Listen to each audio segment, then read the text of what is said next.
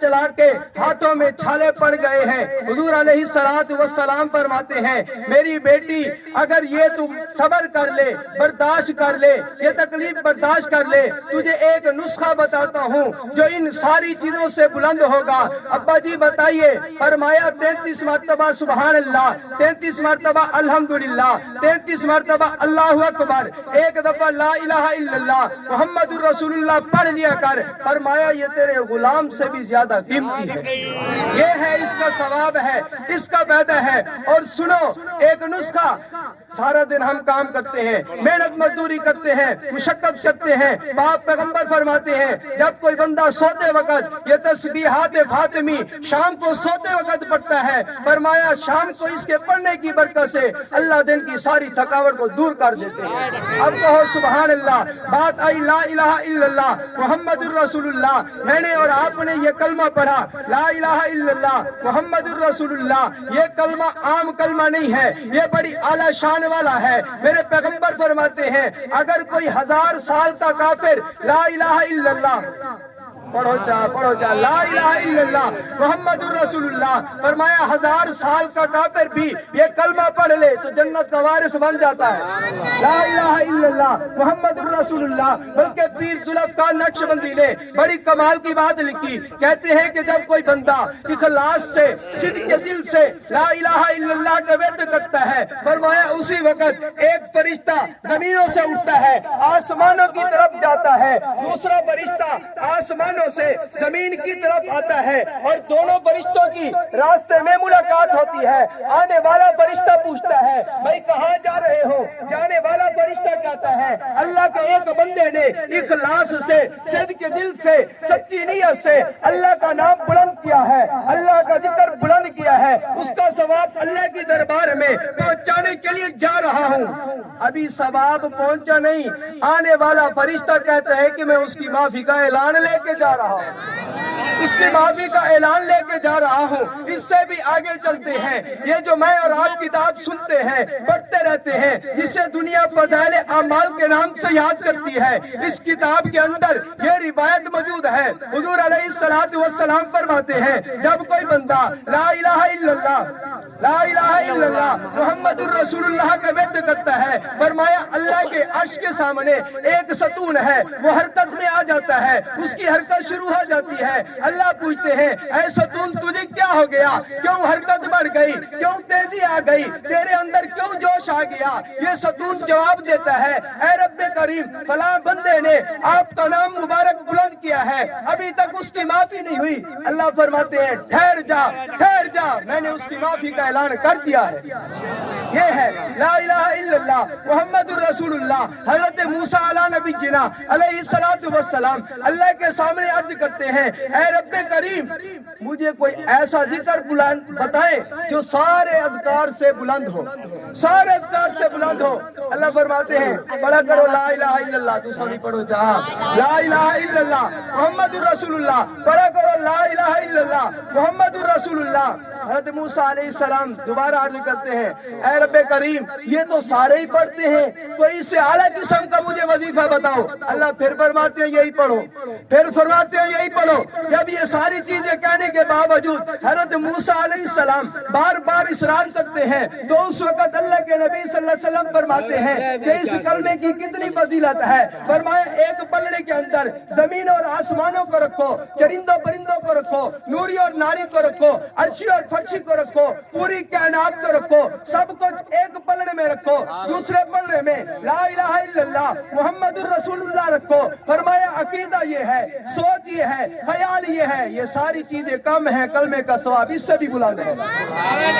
تو جب میں نے اور آپ نے یہ کلمہ پڑھا ہے تو ہمیں چاہیے کہ ہم اس کلمے کی حقیقت بھی سمجھیں۔ حقیقت کیا ہے؟ کلمے کا یہی مطلب نہیں لا الہ الا اللہ محمد الرسول اللہ، اللہ کے کے سوا کوئی معبود نہیں, اللہ کے سوا کوئی مسجود نہیں, وہی حاجت روا ہے, وہی مشکل کشا ہے, وہی مصیبتیں ٹالتا ہے, وہی بیٹا دیتا ہے, وہی بیٹی دیتا ہے. اللہ کے بغیر کوئی درخت کا پتا اپنی جگہ نہیں چھوڑ سکتا. تو میں اب یہ کر رہا تھا کہ دیکھو, یہ تو میں نے بنیادی چیزیں ویسے میرے ذہن میں آگے میں نے کر دی, اصل بات میں نے کوئی اور کرنی تھی. اللہ کے نبی صلی اللہ علیہ وسلم سے اللہ رب العالمین فرماتے ہیں, قل یا عبادی الذین اسرفوا علی انفسہم لا تقنطوا من رحمت اللہ. اے میرے نبی, اپنی امت کو بتا دے. کون سی امت؟ وہ امت جو گناہ کر کے گناہ کی حدیں کراس کر گئی. یا عبادی الذین اسرفوا علی انفسہم لا تقنطوا من رحمت اللہ. میں رب رحمان کی رحمت سے نا امید نہ ہوں. ایک دفعہ آؤ تو صحیح, میرے در پہ جبین نیاز جھکاؤ تو صحیح. آنا تمہارا کام ہے, اشک آنسو بہانا تمہارا کام ہے, معافی کا اعلان کرنا میں رب رحمان کا کام ہے. اے ہمارے رحیم و کریم مولا, اے ہمارے رحیم و کریم مولا, اشیاء سے کبھی ہم نے کنارہ نہ کیا, پر تو نے دل ازردہ ہمارا نہ کیا. ہم نے تو بہت کی جہنم جانے کی کوشش, پر ربا تیری رحمت نے گوارا نہ کیا. حضور علیہ السلام نے کتنا بتلایا. حضور علیہ السلام, میرا اور آپ کا عقیدہ ہے, سب کو صلی اللہ علیہ وآلہ وسلم. حضور کے نام پہ جو درود نہیں پڑتا وہ بخیل ہوتا ہے, وہ کنجوس ہوتا ہے. میرے پاس وقت نہیں, میں تفصیل سے جاؤں, ایک بات کر کے آپ کے ایمان کو بڑھا دوں. شیخ سعدی نے, عرفان صاحب, شیخ سعدی نے بڑی عجیب بات لکھی. شیخ سعدی کہتے ہیں کہ جب کوئی بندہ درود پڑھتا ہے اس کا فائدہ کتنا ہوتا ہے. شیخ سعدی کہتے ہیں کہ ایک اللہ والے سے سوال کیا گیا, حضرت یہ بتاؤ کہ شہد کی مکھی سے سوال کرو, ذرا اس سے پوچھو, یہ سوال کر کے مجھے ذرا بتاؤ کہ شہد کی مکھی کھٹا بھی کھاتی ہے, میٹھا بھی کھاتی ہے, کڑوا بھی کھاتی ہے, لیکن جب چھتے میں آ کے بیٹھتی ہے ہم شہد استعمال کرتے ہیں, وہ میٹھا ہوتا ہے. وجہ کیا ہے؟ اب اللہ والے کو مکھی جواب دیتی ہے, اللہ اسے بولنے کی طاقت دے ہے. وہ مکھی کہتی ہے, اے بزرگ, تو نے یہ سوال کیا, اس سوال کا جواب یہ ہے, ہم کھٹا بھی کھاتی ہے, میٹھا بھی کھاتی ہے, سب کو اکٹھا کر کے ہم جب چھتے پہ آ کے بیٹھتی ہیں حضور کی ذات پہ درود پڑھتی ہیں.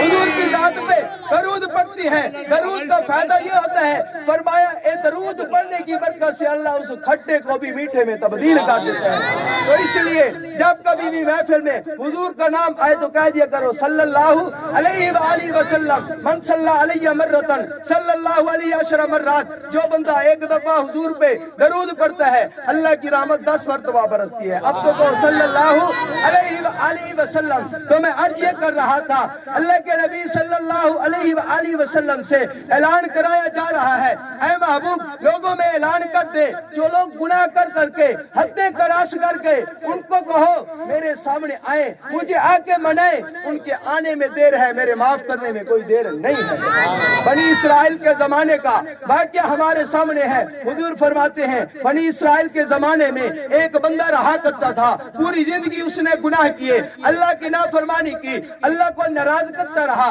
جب اس کے مرنے کا وقت آیا, گھر والوں کو اکٹھا کر کے وصیت کرتا ہے کہ میرے گھر والوں, جب میری روح پرواز کر جائے تو میں نے بڑے گناہ کیے ہیں, میرے لیے اب کوئی معافی نہیں ہے. تم ایسا کرنا, میری لاش کو آگ میں جلا دینا, اور جو راکھ بن جائے اس کو ہوا میں اڑا دینا. اس کا عقیدہ یہ تھا, سوچ یہ تھا, جب راکھ اڑ جائے گی اللہ مجھے دوبارہ زندہ نہیں کریں گے, میں حساب نہیں دے سکوں گا. فرمایا جب قبر کے اندر ایسے حالات ہوئے تو اللہ کے نبی صلی اللہ علیہ وآلہ وسلم ارشاد فرماتے ہیں, جب اس طریقے کے حالات ہوئے, اب وہ بندہ جب مرا, اس کی وصیت پہ عمل کیا گیا, اللہ نے تو ایک ہی جملہ فرمایا, کم, فوراً تیار ہو گیا. اللہ نے پوچھا, ذرا بتاؤ مجھے کہ تم نے اتنا بڑا عمل کیوں کیا؟ کہتا ہے خشیتک یا رب, اے رب کریم تیرے ڈر کی وجہ سے میں نے ایسا کیا ہے. اللہ فرماتے ہیں میری رحمت کی طرف دیکھ, اگر اب بھی تجھے میرا ڈر تیرے دل کے اندر آ گیا, اسی ڈر کی وجہ سے میں نے تیری معافی کا اعلان کر دیا. خشیتک یا رب, بنی اسرائیل کے زمانے کا بندہ 99 قتل کر کے اب اس کے دل کے اندر خوف پیدا ہوا کہ توبہ کر لوں, اللہ کے سامنے اپنے آپ کو عاجز پیش کروں. جب یہ بندہ اس طریقے کے حالات بنے, اب یہ توبہ کے لیے جا رہا ہے, اسے بتایا گیا فلاں طرف اچھا بھائی ایک دوسرا زیادتی کریں دے ناراض بھی نہ تھی سو اے جڑے علماء آنے یا نات خواہ آنے انہاں دا تعاون تے کیتا کرو تساں ایویں جیباں تے جندرے مار تے باندھے وے اللہ نہ کرے کوئی بیا پروگرام ہوے نا بل سارے بڑے اڑاندے وے اس واسطے جیڑی محفل وچ بھی گیا 5 ڈا 20 نال کچھ نہیں دیندا اور استاد اور پورا گھنٹہ زور لایا ہے ماشاءاللہ تساں جیباں کو سنبھال کے رکھیا ہے اے پیر بان جب کڑا قسمت نال پروگرام ہونے تے انہاں لوگاں دا تعاون کیتا کرو 7-8 ہزار ملے مہینے بعد دسو کو سمجھ تے کن کرو بل ای بھی خوش ہوندے ہر بندہ یار اے ٹھیک ہو دین تے دنیا بھی نال چلدی ہے دین بھی نال چلدا ہے سارے کو اس چیز دا خیال رکھا کرو ناراض بھی نہ تھی سو تو اب بنی اسرائیل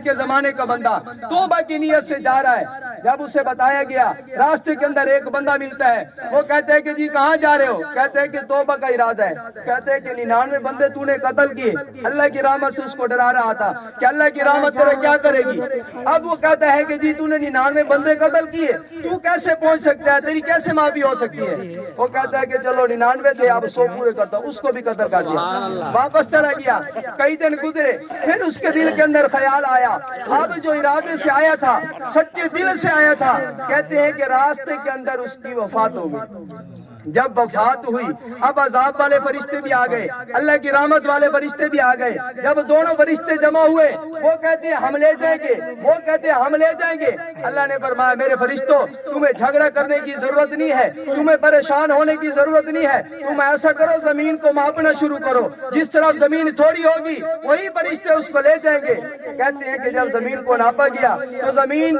جنت والے راستے کی طرف نیکی والے راستے کی طرف تھوڑی ہو گئی اللہ نے اس کی معافی کا اعلان کیا بعض علماء تو اپنے انداز سے کہتے ہیں کہ جب وہ گرا تھا تو جس طرف جا رہا تھا اپنے ہاتھوں سے آگے بڑھنے کی کوشش کر رہا تھا اللہ نے فرمایا کہ میرے تیرے اس عمل نے بھی میری رحمت کو اور بھی زیادہ دعوت دے دی اس لیے میں نے تیری معافی کا اعلان کر دیا ہے تو حضور علیہ الصلوۃ والسلام بھی دین کے اندر کتنی بار استغفار کیا کرتے تھے صرف کہنا مقصد یہ ہوتا تھا کہ میری امت اس پہ عمل کرنے والی بن جائے فرمایا التائب من الذنب کمن لا ذنب لا گناہوں سے توبہ کرنے والا ایسا ہوتا ہے کہ جیسے اس نے کوئی گناہ کیا ہی نہیں ہے جیسے اس نے کوئی گناہ کیا ہی نہیں ہے تو اس لیے میں اور آپ حضرات آج ہمارے پاس موقع ہے آخری حدیث بیان کر کے پھر اجازت کہو سبحان اللہ جس کا دل خوش ہوا وہ کہے سبحان اللہ جو اللہ کا دیا ہوا رزق کھاتا ہے وہ کہے سبحان اللہ جو اللہ کی نعمتیں استعمال کرتا ہے وہ کہے سبحان اللہ حضور علیہ الصلوۃ والسلام فرماتے ہیں حدیث قدسی ہے کہ اللہ رب العالمین نے فرمایا جب کوئی بوڑھا